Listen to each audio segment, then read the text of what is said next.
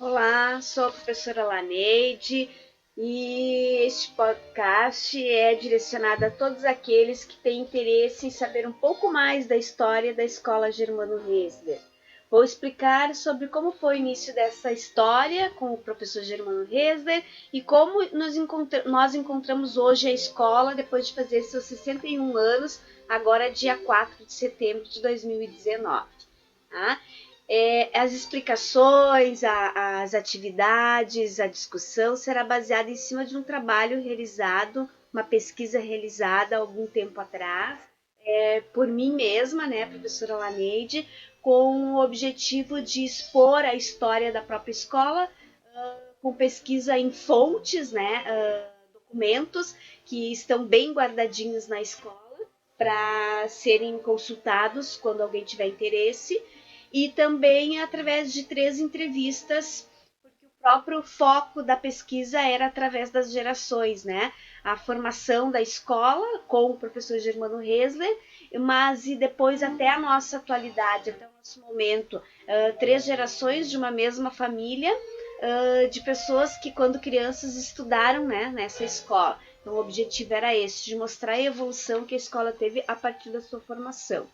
Bem, para começar, a história da escola, ela veio, passou a acontecer, passou a existir logo após, então, a vinda dos imigrantes alemães para nossa região do Vale dos Sinos, né? Primeira leva em 1823, e com o passar do tempo eles foram se espalhando pelas picadas, né? Do interior dessa região, e chegaram a então localidade que passaram a chamar de Picada Hartz, tá? O professor Germano Resler veio da Alemanha em 1897, e em 1903 então ele se estabeleceu nesta localidade chamada Picada Hartz. Ele era reconhecido pelo seu conhecimento, né, por um conhecimento amplo em relação a vários assuntos. Ele era muitas vezes procurado para discursar em momentos especiais que tinham nesta localidade, né? Até mesmo também para resolver problemas entre os próprios moradores. E também se destaca nesse período que ele começou a fazer a dar as suas aulas na sua própria casa, a sua sala de casa ele transformou em sala de aula. Algum tempo depois, ele redigiu um documento para o governo do estado do Rio Grande do Sul, pedindo a permissão para ele receber meninas também nesta sala de aula, né? Então o governo autorizou, ele organizou as meninas de um lado da sala, os meninos de outro, porque para a época a menina ter o direito de estudar era uma novidade, era uma coisa não comum para a época, tá? Então ele conseguiu essa autorização. Então, como eu já disse, a própria casa dele serviu como sala de aula. Em seguida, os pais começaram a se envolver numa espécie de associação e compraram um terreno, onde os pais mesmos passaram a construir uma escola. Tá?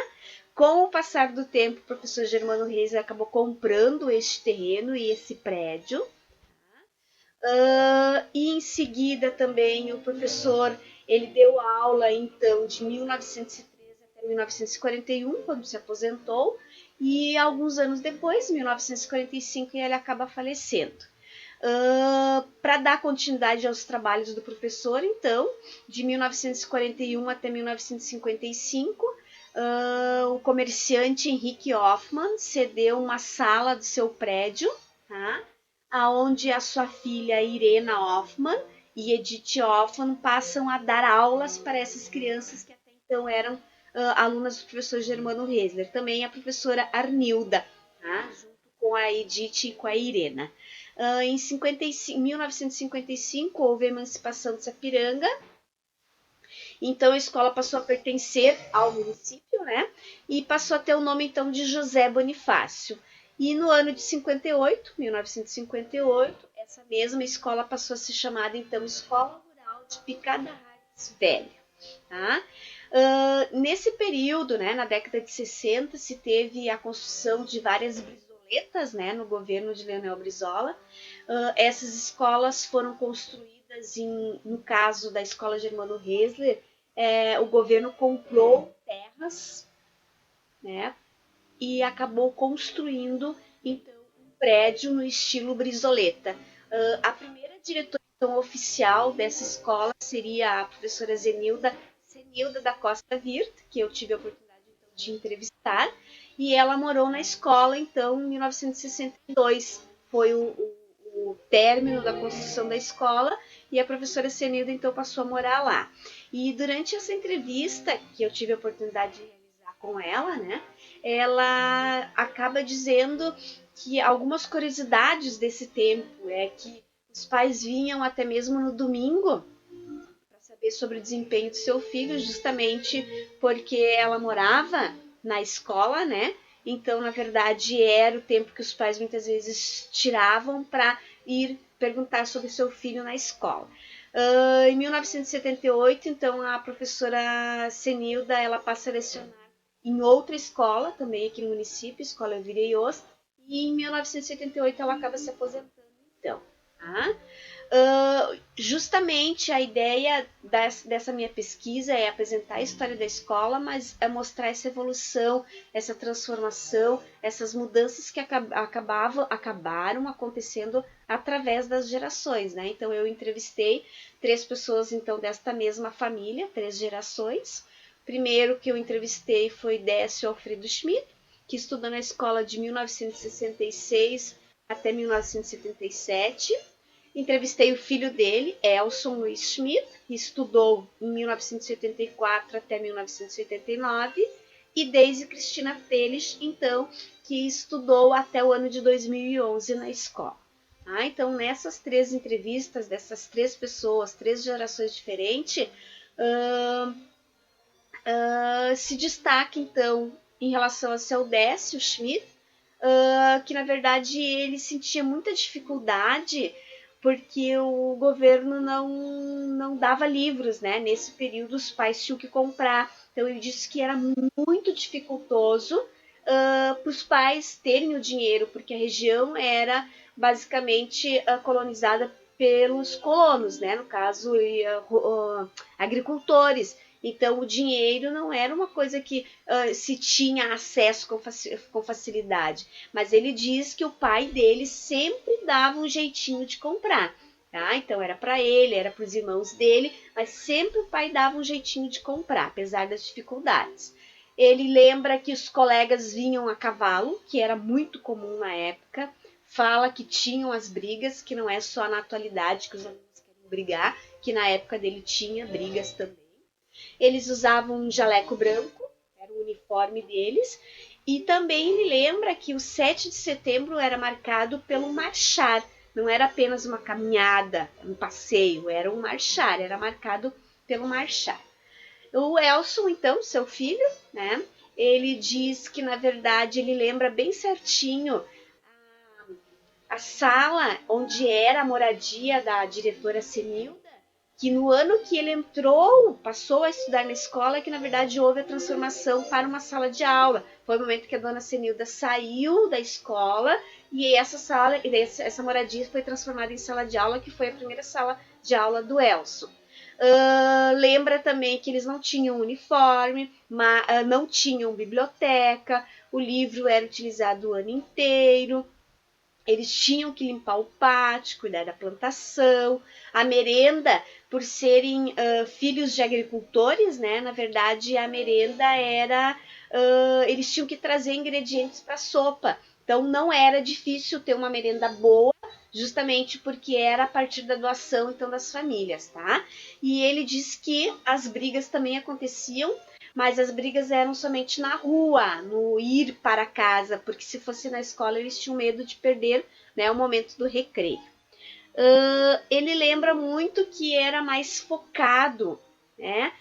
Ele lembra que ele não tinha biblioteca, não se tinha nem a questão, né, da criação da internet, então tudo era mais difícil para eles. Eles tinham que perguntar muito para a professora, eles tinham que saciar as dúvidas deles sempre diretamente com os professores, porque eles não tinham outras fontes de pesquisa. O Elcio estudou até a 6ª série nessa escola, depois ele passou a estudar na escola Elvira Iost, né? E hoje ele é formado em administração de empresa. A nossa realidade hoje, né? Atualmente a nossa diretora é a professora Nelda, tem como vice-diretora o professor Cristiano, a professora Miriam e a professora Elaine Ficanha. Tá? A evolução que a escola teve na estrutura física, na verdade, é uma ampliação no número de salas, a pintura da escola, há pouco tempo ela passou por uma revitalização, né?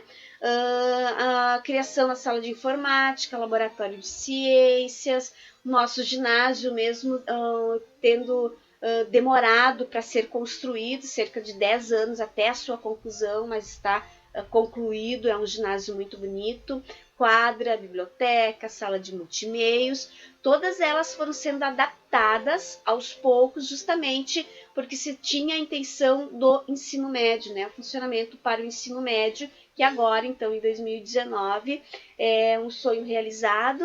Já estamos na 4ª turma de formandos do ensino médio, 3º ano ensino médio, então foi uma conquista de muito tempo.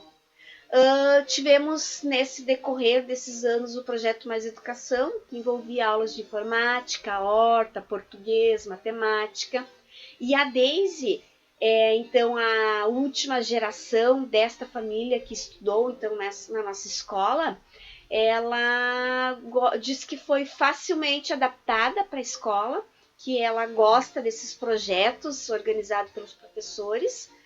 Lembra muito bem da semana de aniversário da escola, que quase todos os dias tem atividades. Lembra da semana farroupilha, que quase todos os dias tem atividades. E ela disse que aprende muito com essas atividades diferentes, né? Num determinado momento da pesquisa, eu perguntei tanto para a professora Senilda como para essas 3 pessoas desta família o que marcou para eles esse contexto escolar, né? Então a professora Senilda disse que nesses 16 anos que ela viveu nesta escola lar, né? Porque era a casa dela também. O que marcou mesmo foi a formação da sua família, né? Porque ela foi morar recém-casada, teve 3 filhos, né? Viveu 16 anos ali, que é o que então marcou mais para ela. O Décio fala sobre a questão da dificuldade dessa época, né? Que foi o que, na verdade, marcou mais, foi a dificuldade.